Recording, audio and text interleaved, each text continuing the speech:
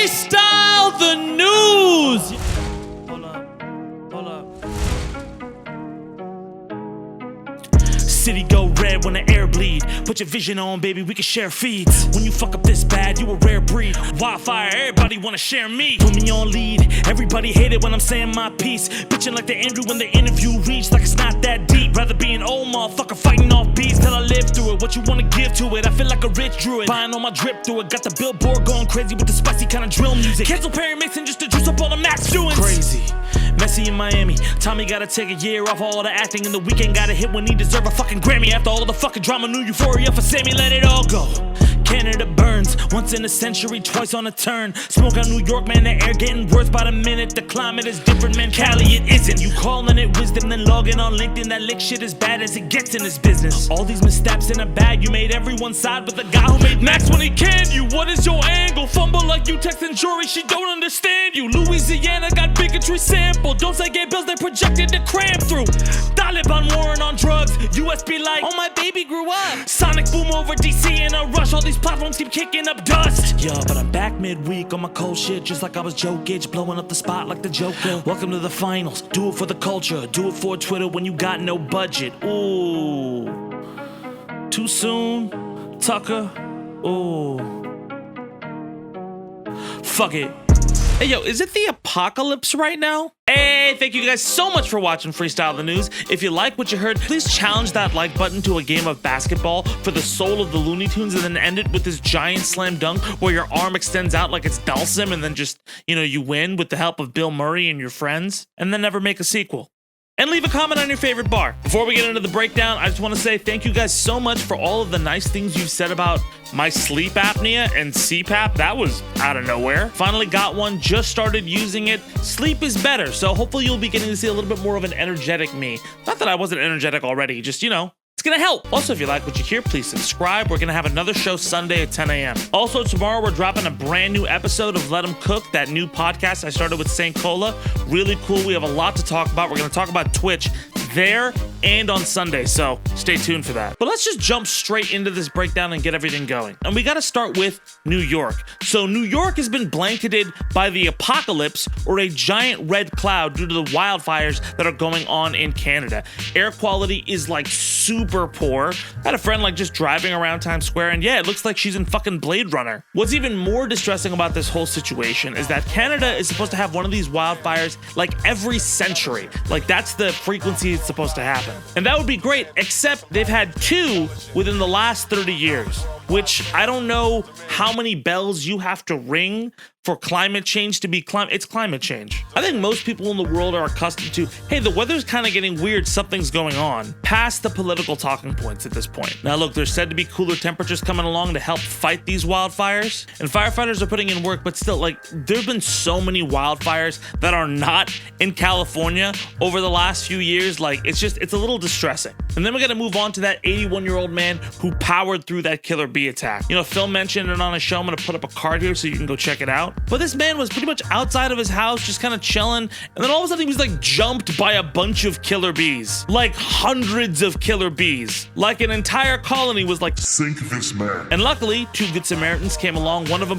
who was a beekeeper randomly, and saved him. And this man survived. He went to the hospital, they took out all of these stingers, and he lived. And by the way, he's not the only old person who's had to deal with that. There was another old person Phil mentioned who also lived through that kind of attack. Yeah, but as soon as I get a chance, I would love to ask that guy, hey, what are your 5 tips to being the baddest motherfucker alive? And look, we talked a little bit about Diablo 4 and a little bit of the kerfuffle that's going on with that on our special report, but I gotta mention these transactions. Apparently, Diablo 4 is selling costume sets for $20 and up to customers as microtransactions, which is, if you've never engaged with DLC in a video game, fucking insane. That's a third of the price of a lot of games for oh, that looks nice. And look, Diablo 4, incredible game, getting so much praise. But again, with the story coupled earlier this week, I can't help but feel there is a disconnect between the developer side of Blizzard and the people who are making monetary decisions. The developer side pour all of this love and work to try to make sure gamers have this amazing experience, and then the monetization side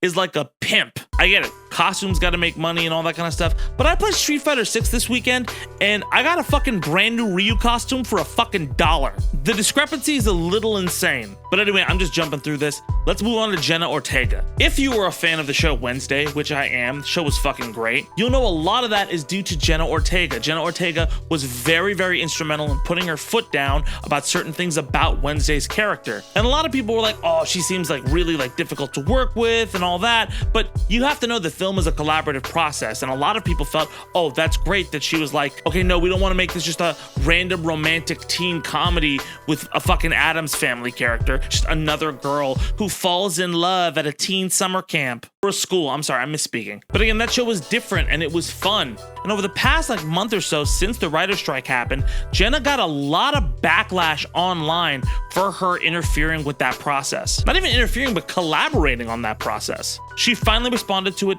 in a roundtable with actresses. I'll link to it below. The whole fucking roundtable is great. But she talks about specifically it being a collaborative process with the writers. There's one other thing I want to say. There was like something that came out. There were a couple things that were said about Jenna Ortega online that weren't actually meant to be insults. Many of the writers who made those kind of jokes were always like, no, she's part of the process. She's being collaborative. I think people just latched onto the unnecessary drama of it. But again, Jenna's coming back next season as an executive producer. And I think it's a good thing. That first season and her take on that character were amazing. And I hope that continues moving forward. And some huge news in sports that's not the NBA Finals, although Joker is just fucking killing it. Lionel Messi is going to Miami Inter. That is huge. I mean, David Beckham putting his time into this league, and now the United States is going to have soccer king coming over here to play. There's been this huge push, I know, over the last few years to be like, hey, US should really kind of get involved into soccer, and it's always like kind of stuck, but not stuck, but maybe this will be like the push it needs. I can't help but feel like this is like a real life Ted Lasso Zava moment. I am your rock. Mold me. But absolutely huge news in the sports world. And the big story today, the headline is Chris Licht getting fired. Look, I mentioned it in a video on Too Soon Crew, but I'm gonna mention it here.